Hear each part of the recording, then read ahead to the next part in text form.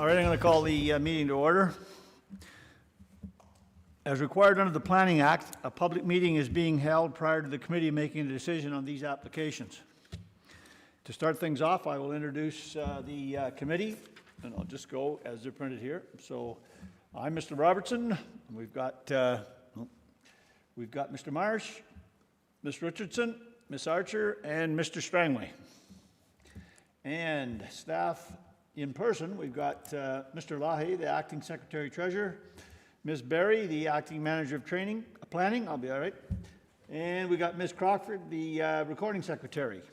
And staff remotely, I believe we have the Chief Building Official, Ms. Murchison, and Planner 2, Mr. Stainton. Very good. Sorry about that, Leah. And we move to approval of the agenda. Is there any comments or questions with respect to the agenda? All right, can I get a motion on the floor? Mr. Morris, Ms. Richardson. No further comments or questions. All those in favor? And that carries. Are there any declarations of pecuniary interest? All right, being none. The minutes of the last meeting. Any comments or questions with respect to the minutes? A motion on the floor?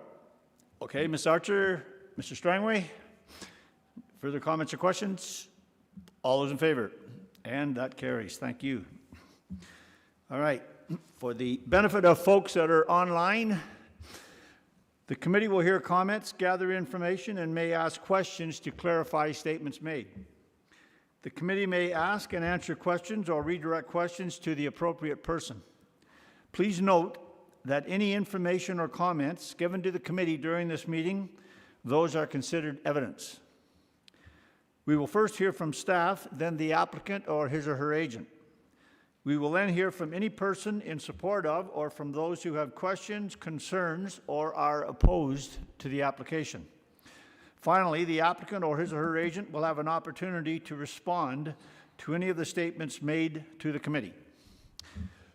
If you wish to speak and your picture or photograph, whatever comes up on the screen, please give us your name and we will afford you 10 minutes. No one's ever taken that long, but certainly you have 10 minutes.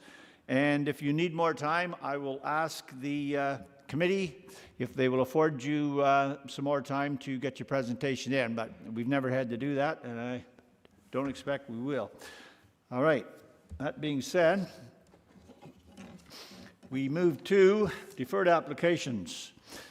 And this is file number D20-2021-048, and it's 2220 Elm Tree Road, Geographic Township of Femlin, Ward 3.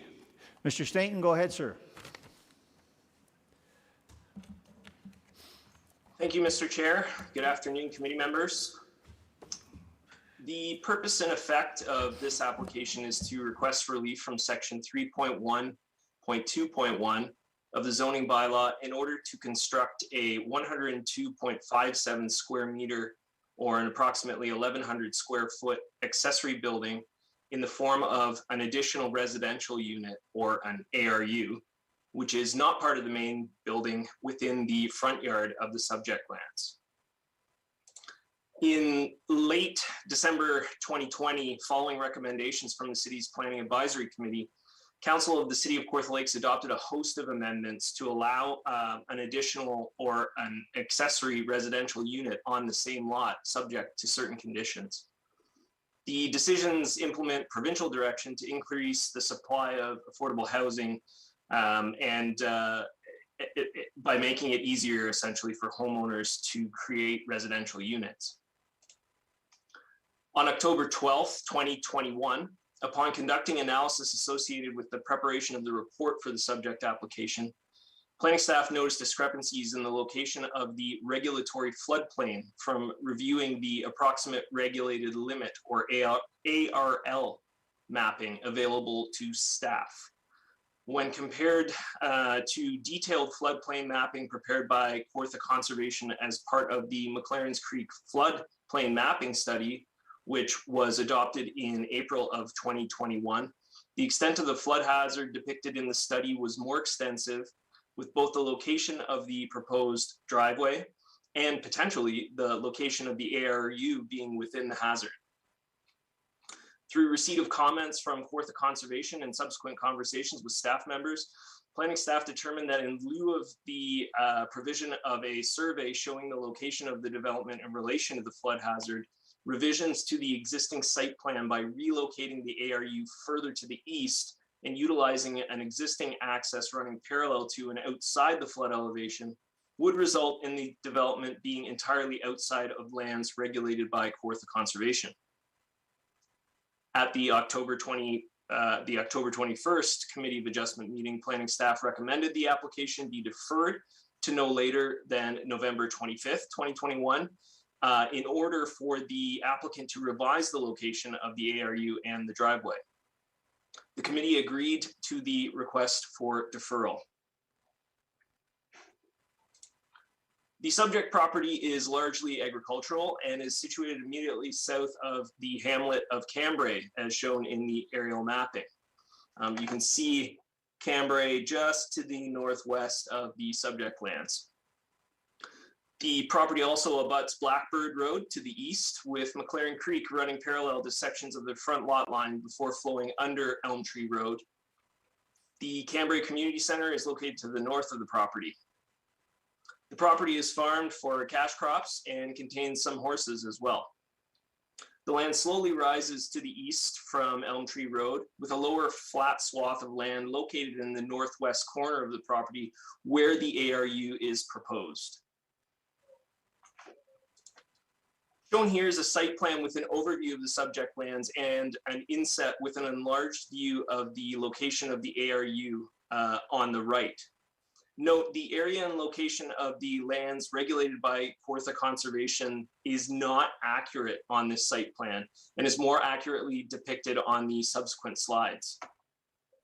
So as you can see here, we have the ARU in the northwest corner of the property and a driveway following the existing driveway, and the regulated lands down here as the creek flows sort of like this before traveling under Elm Tree Road again. Here's the inset over here showing the dwelling and the septic and well, and you can see the driveway coming in from the south. This slide shows a more accurate location of the limit of the regulated area with a now 20-meter setback from the lands that are regulated by Kawartha Conservation in order to ensure that section 3.18.1.1 of the Fenland Township zoning bylaw, which is basically an additional 15 meters from the limit of any EP zone or environmental protection zone, is adhered to, with the existing laneway also located outside of the lands regulated by Kawartha Conservation. So this slide basically shows the elevations of the proposed ARU, with the western face shown on the left and the eastern face shown on the right.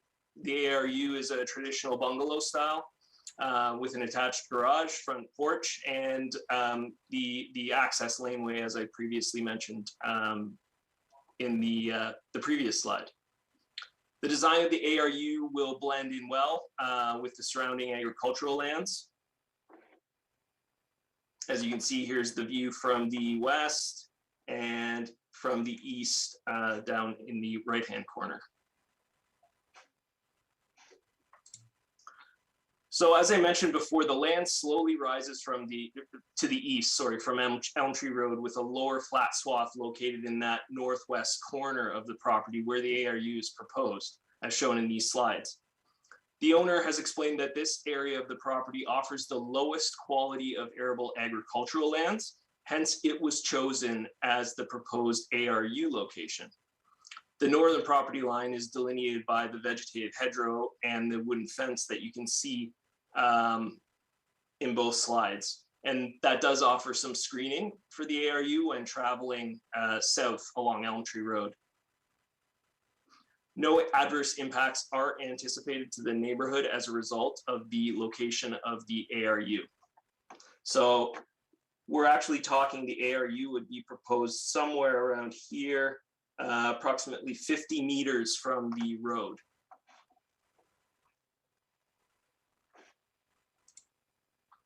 So just for context, here are some photos of the adjacent neighborhood taken from the northwest corner of the subject lands, with the farmhouse and barn across the road at 2231 Elm Tree Road to the southwest, which shown on the left, and then looking northwest across the road towards the Cambrai Community Center that you can see actually in the distance here. You can see the baseball diamond. The Environmental Protection Exception 1 zone, which follows McLaren's Creek along this property, restricts uses to those found under the EP zone. However, agricultural uses are also permitted. As mentioned, Kawartha Conservation underwent a floodplain delineation exercise for McLaren's Creek, which illustrates the updated location of the regulatory floodplain. The proposed revised location of the ARU is outside of the limit of that floodplain, and subsequently, the unit will be located outside of the EP Exception 1 zone that follows McLaren's Creek.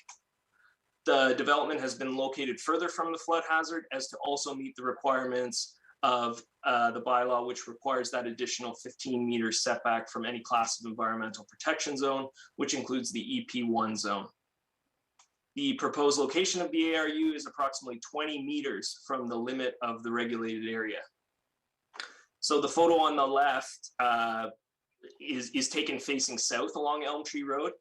The location of the guardrail you can see right here shows where the creek flows again underneath Elm Tree Road and then runs parallel to the western, or comes out, sorry, I should say, and runs parallel to the western or front property line before traveling back under Elm Tree Road. The dwelling at neighboring 2186 Elm Tree Road can be seen in the distance, so you can see it back here. The slide on the right is taken from Elm Tree Road at the northwest corner of the property, again, looking north towards Cambrai. The intent of section 3.1.2.1 of the zoning bylaw is to restrict the placement of accessory buildings related to residential uses within the front yard, relegating them to the side or rear yards. Side and rear yards are usually less visually prominent locations in comparison to the front yard. As it's usually most visible from the street, front yards have the greatest ability to shape the character of a street through their appearance and use.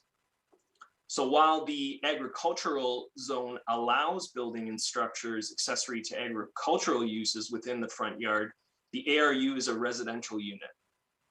Notwithstanding the use of the building, the proposed location allows the building to blend in with the agricultural property, which typically contains buildings and structures scattered throughout the land, often within the front yards of properties. With the proposed location of the ARU being approximately 15 meters from the front lot line, any building prominence imposed as a result of the ARU location will be diminished. For all intents and purposes, the ARU appears as though it may function as a property independent from the subject lands. In general, the proposal adheres to the eligibility criteria identified in section 5.7.2 of the official plan and maintains the general intent and purpose of the official plan. The slide on the left shows the view immediately west and in line with the location of the ARU on the opposite side of Elm Tree Road, just to show the character of the neighborhood again. The slide on the right shows the location, albeit screened, of the existing single-family dwelling, which you can partially see behind the trees, as well as some agricultural buildings and structures in behind to the east of the dwelling. Comments were received from Engineering and Corporate Assets Division stating they have no concerns with the proposal. The supervisor of Part 8 sewage systems of the Building and Septic Division notes that they have reviewed the proposal, the proposed additional residential unit location for the placement of a new private sewage disposal system. The area is in the vicinity of the residential unit, the area in the vicinity of the residential unit has a gentle slope surrounded by open field. There is adequate space to install a sewage system to service the accessory structure. An application for a sewage system permit to install will be required. Kawartha Conservation also stated that the ARU is to be located outside of the floodplain or if it's proposed within 15 meters of the floodplain, it will require a permit from their office. With these conditions, the ARU should not be subject to any hazards. Based on the contents of the report, staff acknowledges the application meets all 4 tests of a minor variance, and staff respectfully recommends approval of the application subject to the conditions identified within the report. Thank you. Thank you, Mr. Stainton. Are there any questions to the planner?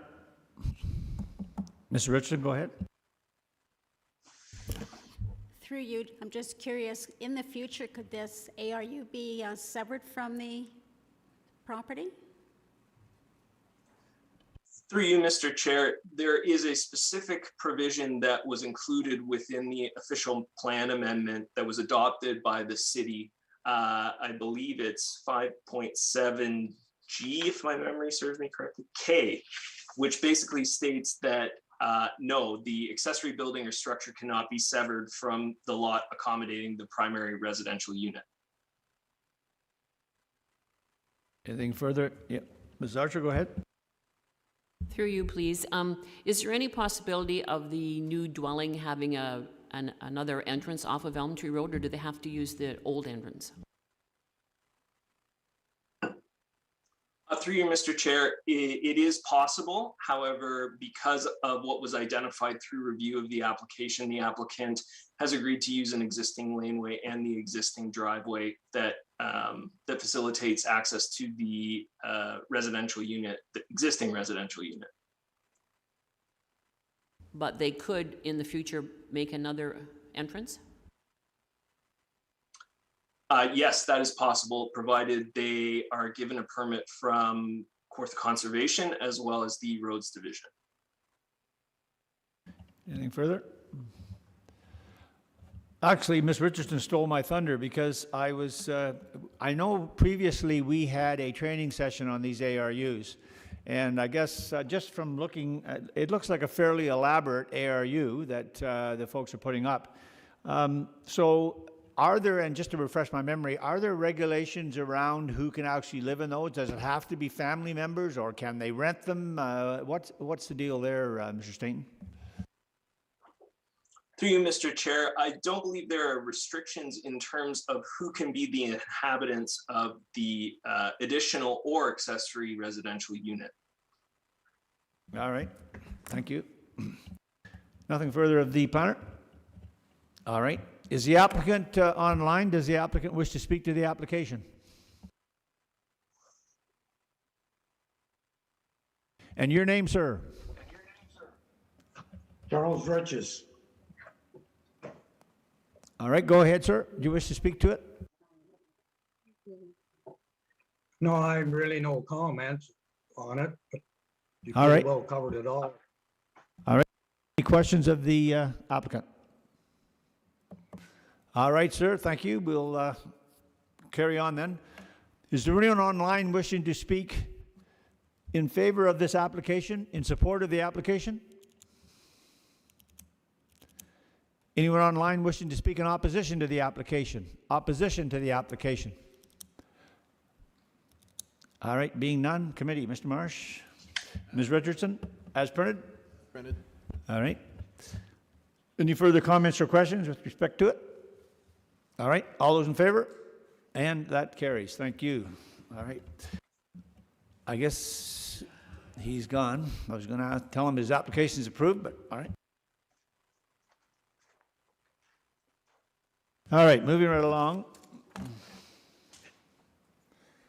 We're now dealing with file number D20-2021-064, and this is a new application. And it's 125 McKelvey Road, Geographic Township, Eldon, Ward 1. Go ahead, Mr. Stainton.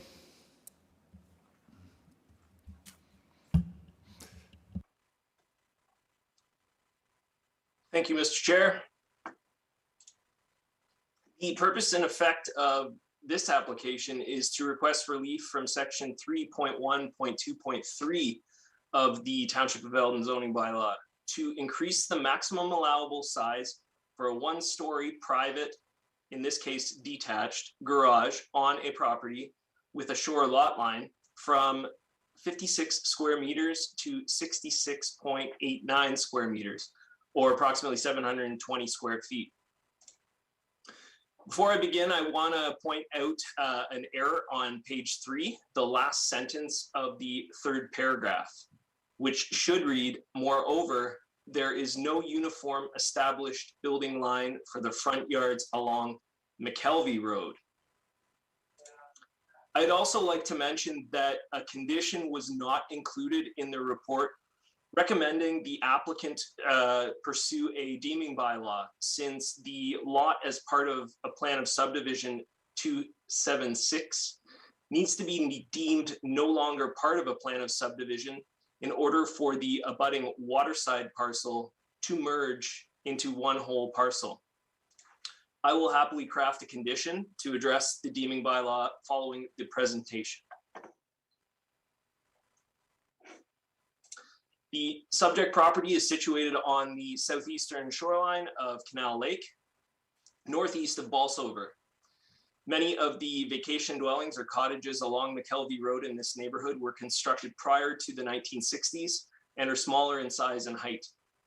Many, in fact, are less than 100 square meters in area. The subject property is currently being redeveloped with an addition to the existing vacation dwelling proposed in accordance with Appendix C of the report. So, and just for context, these two, as you can see here from the aerial photography, there's actually a line that runs right through the middle of the house with the, which basically divides this into two lots. The one lot on the roadside is part of a plan of subdivision, with the water side not being part of a plan of subdivision.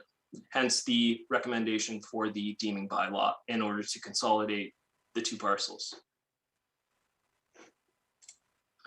So shown here is the site plan of the property showing the proposed location of the garage. So if you can make it out, the garage is here. With the existing cottage and deck here, there is a proposed addition shown here, and the recently installed septic system here with the well down near the front lot line. There's also an existing boathouse that I'll speak about in a minute.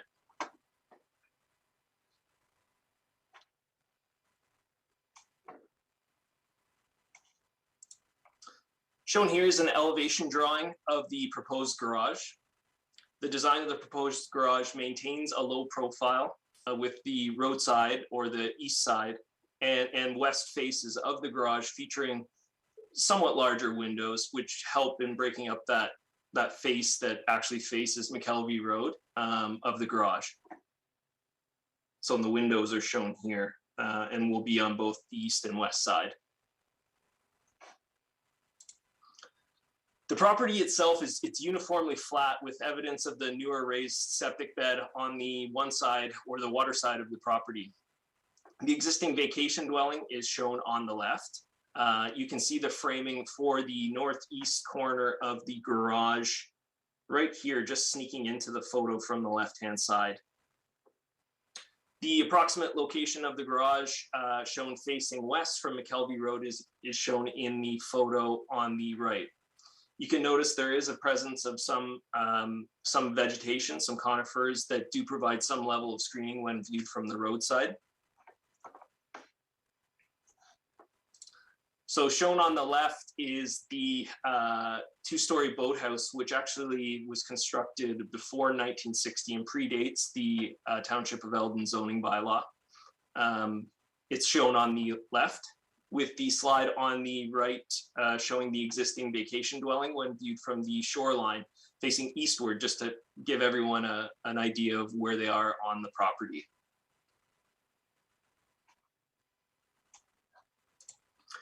Many of the adjacent properties, so for example, the abutting property to the north, which is 127 McKelvey Road, which are shown, it's shown on the left-hand side here, feature smaller garages and location on their respective lots. So smaller garage designs.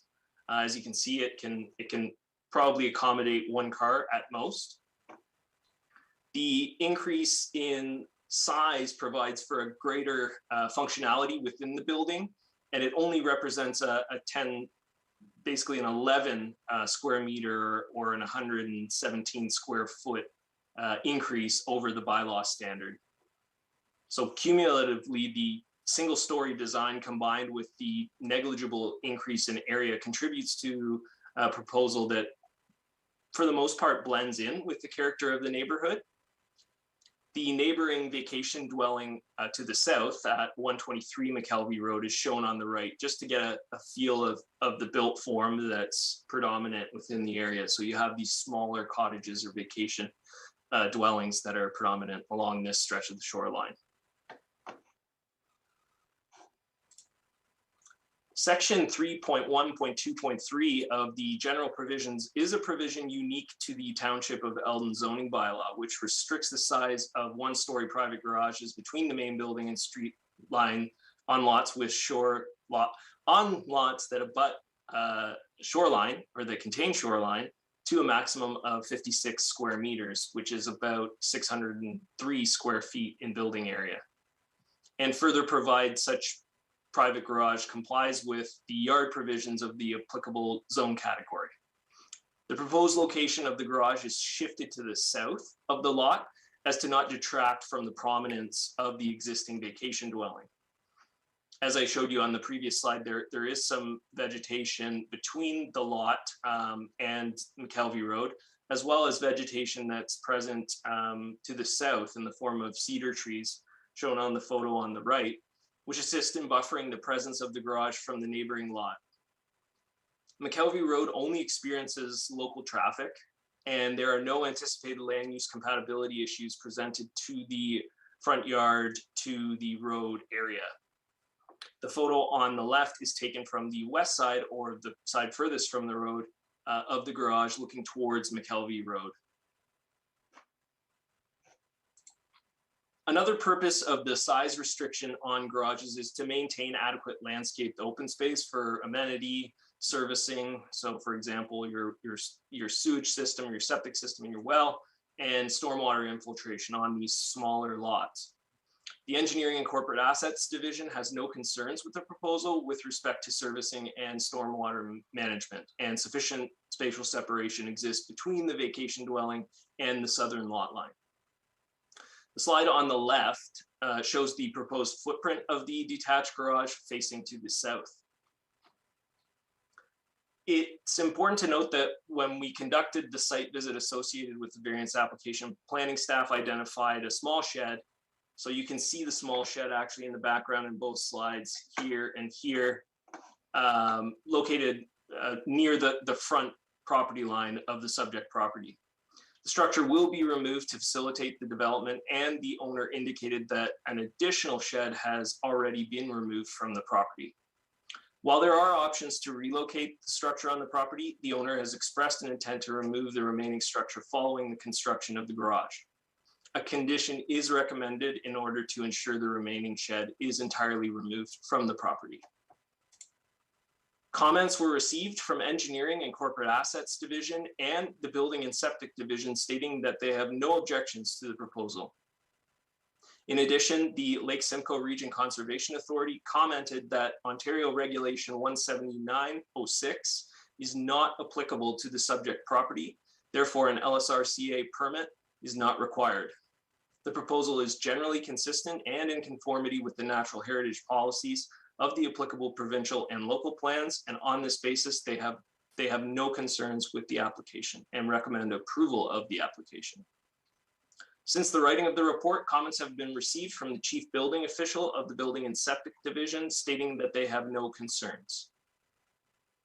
Based on the contents of the report, staff acknowledges the application meets all 4 tests of a minor variance, and staff respectfully recommends approval of the application subject to the conditions identified in the report, as well as the condition that I will or have recommended and I can happily craft. Thank you very much.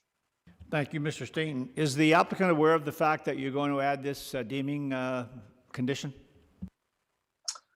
Through you, Mr. Chair, the applicant was notified prior to the submission of the formal minor variance application that the deeming bylaw may be required.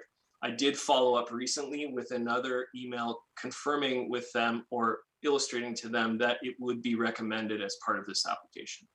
Thank you. Questions of the planner? Ms. Archer, go ahead. This is just a clarification question, please, through you. Are building and septic the same as engineering and corporate assets? Through you, Mr. Chair, no, they're entirely separate divisions.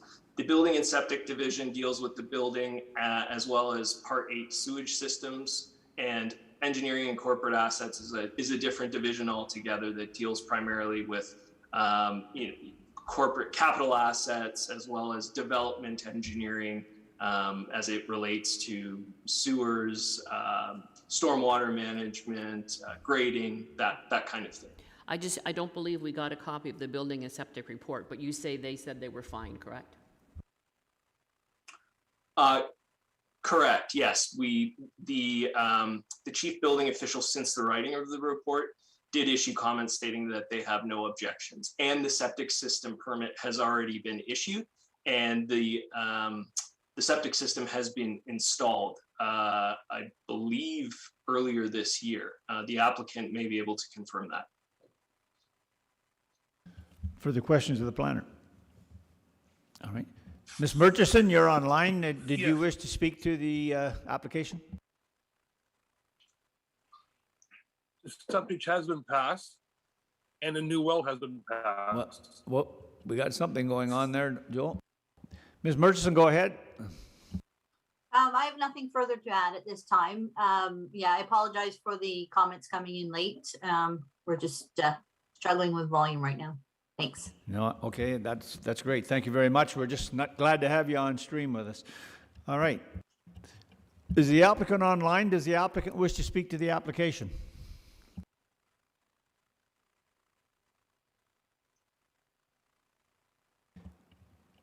No. Can't hear you, sir. Yeah. Okay, Now I've got two people just who... wanted to confirm that. Oh, All right, who wishes to speak? I've got two of you showing on the screen. Which one wishes to speak to the application? No, I can speak. who's the other one? The designer, and no, Kent laid it out pretty. What is your name, sir? All right, Joe McCool, KG Planners and Builders. Go ahead if you wish to speak. No, I have no further comments. We're up to speed on everything, and Kent's laid it out pretty clearly with that, and we're aware of the conditions. All right, who is the other gentleman? He's the owner. Does he wish to speak to the application?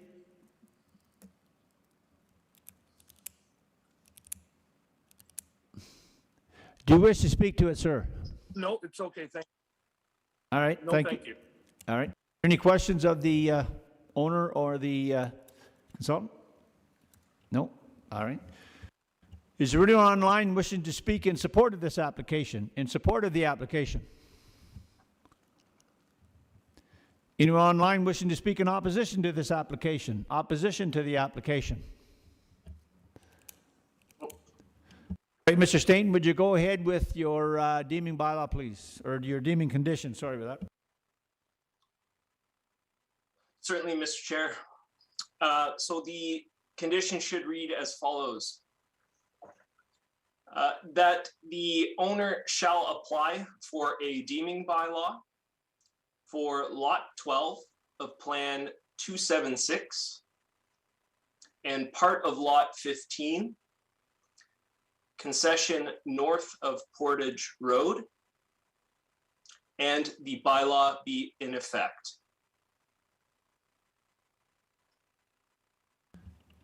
And questions, Mr. Marsh? Are there any questions regarding the amendment? All right. Then committee, where are you? Mr. Marsh, yeah. Do I have a seconder? As amended. And Mr. Strangway, as amended? All right. Any further comments or questions? All those in favor? And that carries. Thank you. Your application is approved, sir. All right, moving right along.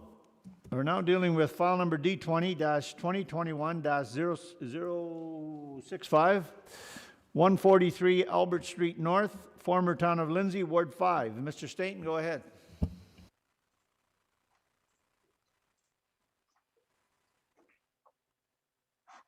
Certainly.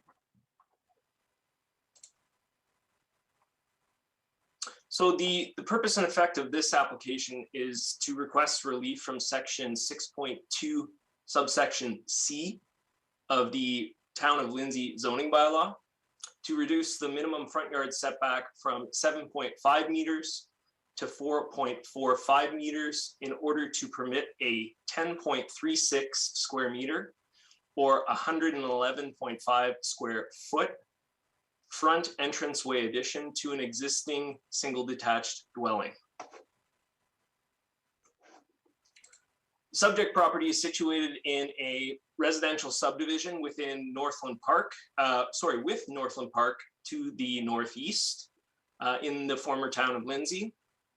The one-story dwelling was constructed in 1984 according to MPAC and is surrounded by single detached dwellings varying in built form. The property backs onto two backyards of abutting properties on Don Court and Parkway Avenue, respectively. Immediately east of the property is Lindway Place, which is a crescent which also contains single detached dwellings. So you have Lindway Place right here, Don Court here, and Parkway Avenue here. And here is Albert Street North. Shown here is a site plan of the property with the proposed location of the addition, which is right here. So you have Albert Street, as well as the existing footprint of the dwelling with the proposed addition, which goes to the east.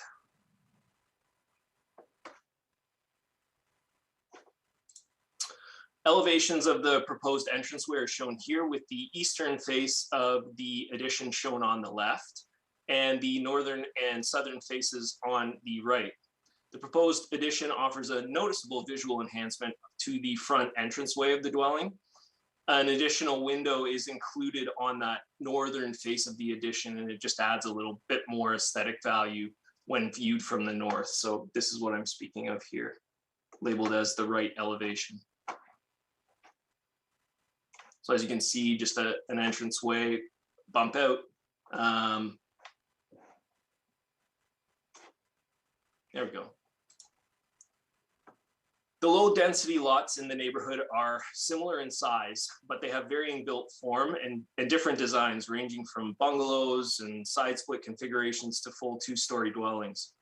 The subject property, as shown on the left from Albert Street North facing west, contains a single car garage and also has a garden shed in the rear yard. With a growing family, storage space is at a premium in the dwelling, and the addition is intended to provide additional storage as well as an entranceway to the existing single detached dwelling. The photo on the right shows the existing entranceway here.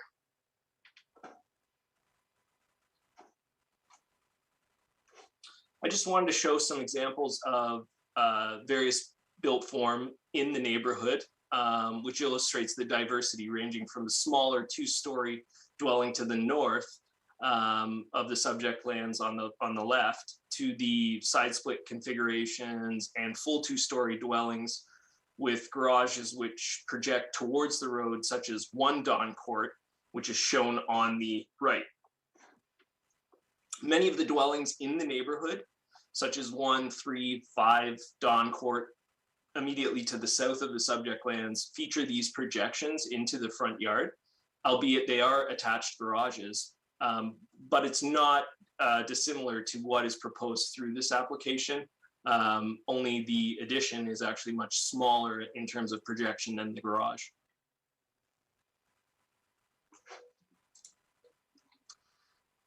While the existing footprint of the dwelling is non-compliant with the front yard setback of the zone at 7.49 meters, a reduction of 3 meters is considered minor.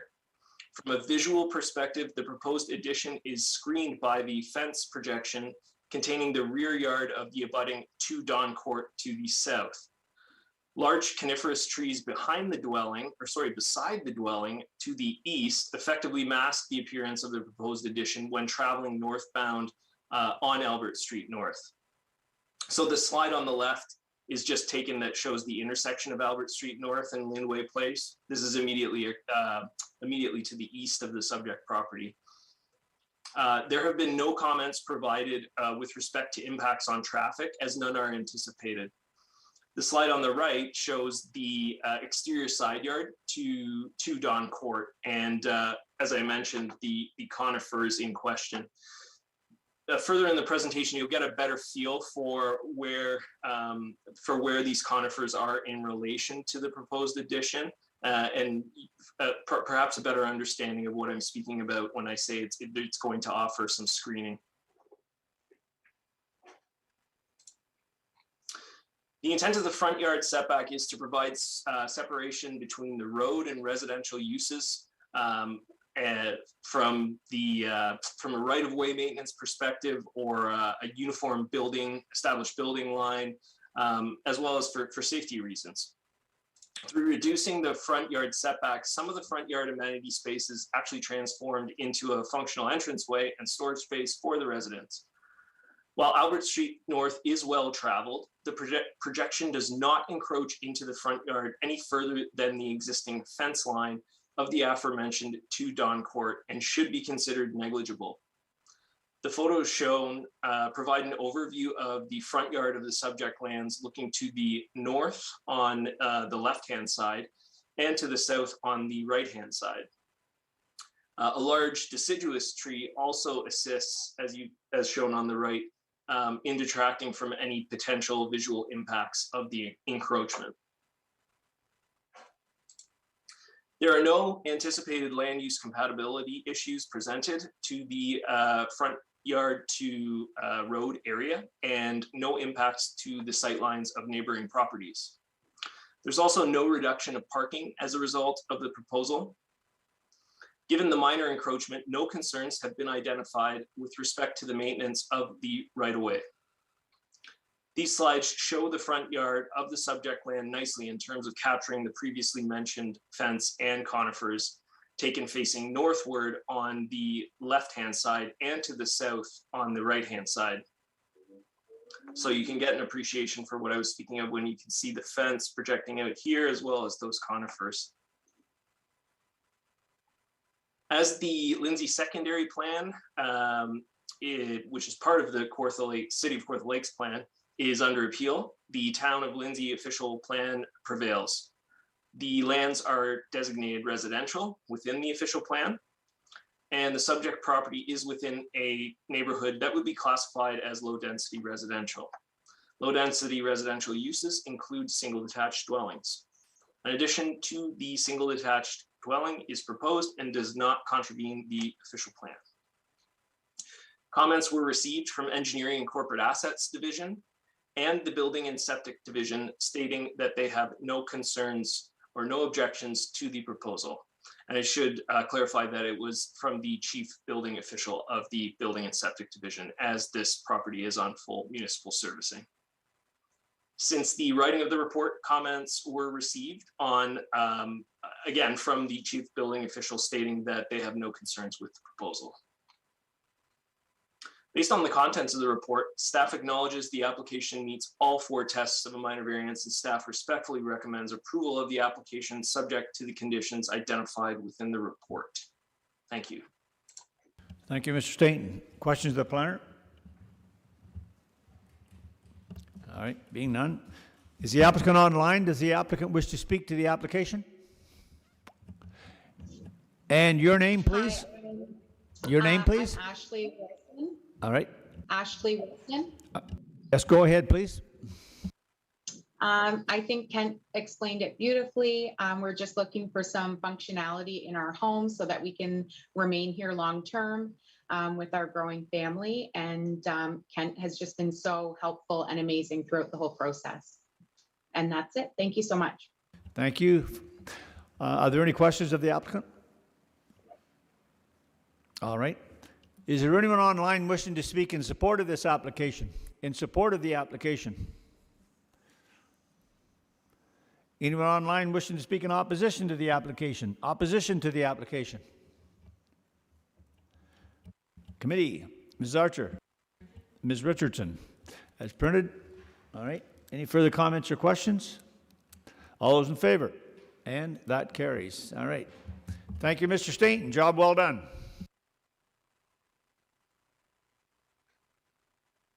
Thank you, Mr. Chair. Moving right along. Other business, reconciliation education course update. Ms. Berry, Acting Manager of Planning. As soon as I said your name there earlier, I thought of this reconciliation training, and that's where I went offline. So go ahead, Leah. Understood. Thank you, Mr. Chair. Right, so of course I'm aware that some of our members have already taken and completed the training, and thank you very much for that, and I understand you found it valuable, and that's really great feedback. There had been some questions raised by some of the members about whether the city was able to accommodate in-person training as opposed to just the remote environment training as was originally described in the memo to all staff and committee members. So it is important for me to convey to the members that the city recognizes its role and the importance of providing a variety of learning environments for staff and committee members to ensure that we're accommodating everybody's needs. So there are a couple of options that the staff at the city are currently determining to offer to the members who've not yet been able to take the remote training. So we aren't limited to a specific time frame, i.e. the end of 2021. So we do have an opportunity to pursue a deferral until such time as we can facilitate through supports at the city, this training in person, and we will be able to make those accommodations, whether they are before the end of the year or deferred past 2021 and into 2022, that those sort of final arrangements are just being considered by our senior leadership team. So once those details are finalized, I will present them to you, and we'll go from there. Thank you, Leah, very much appreciated, and I appreciate your efforts, as I'm sure the committee does, with respect to that. Are there any questions? Mr. Steinway, go ahead. Thank you very much, Ms. Berry. I just wondering, the initial information that came out, it indicated about a 3-hour course, and I understand that council received information on this 3-hour course. I'm thinking I had 8 hours into it. I know Mrs. Richardson suggested 8 to 10 hours. I'm wondering if that's being taken into consideration in planning any further, offering of the course. Mr. Chair, through you, that's very helpful feedback, and thank you for pointing that out. I did suspect that there could be some extension beyond the initial sort of suggestion of that plus or minus 3-hour window based on some comments that we had heard and have been hearing from other staff that have taken the course. So I would say that you are in good company. There are other staff and members who share that experience. And yes, the potential for either an extended period of time in one sitting or perhaps multiple sittings is certainly being contemplated. The training does have the ability to may I say, pause the learning at certain intervals to then pick up at another time. So thank you for that.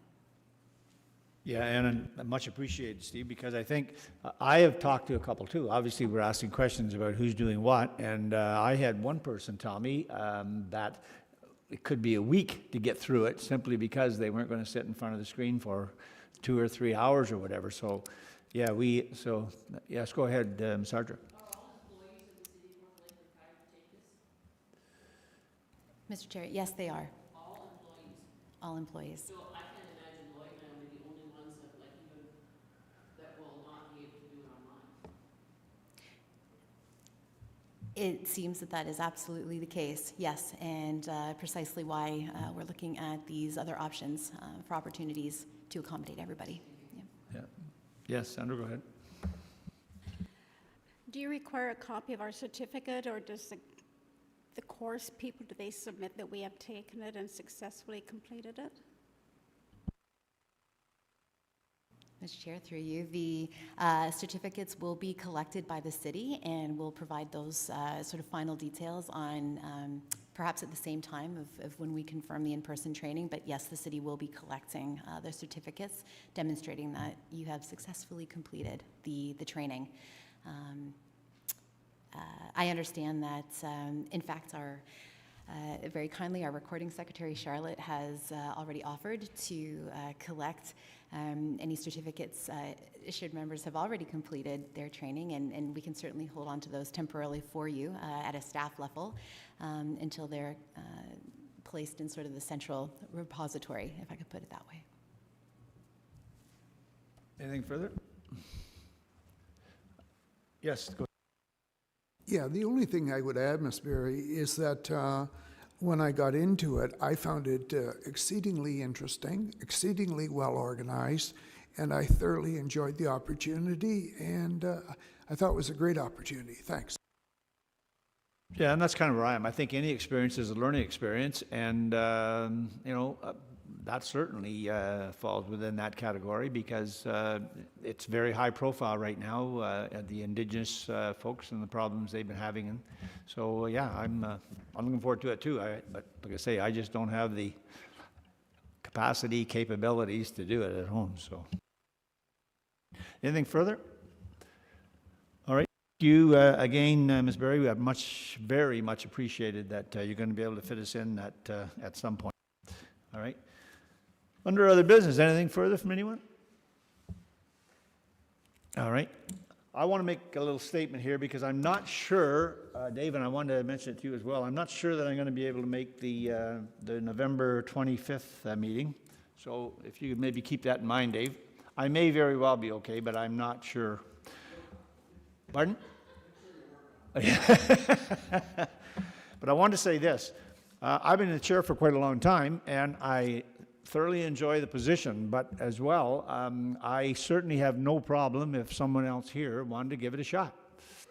But I thoroughly enjoy the position, and if you want to have me go on for next year, I'm certainly willing to do that. But I wanted to say that because there may have been someone sitting that, geez, he's always up there, and I wouldn't mind getting a crack at it, but I'll leave it to you folks. But keeping in mind that, yes, Steve?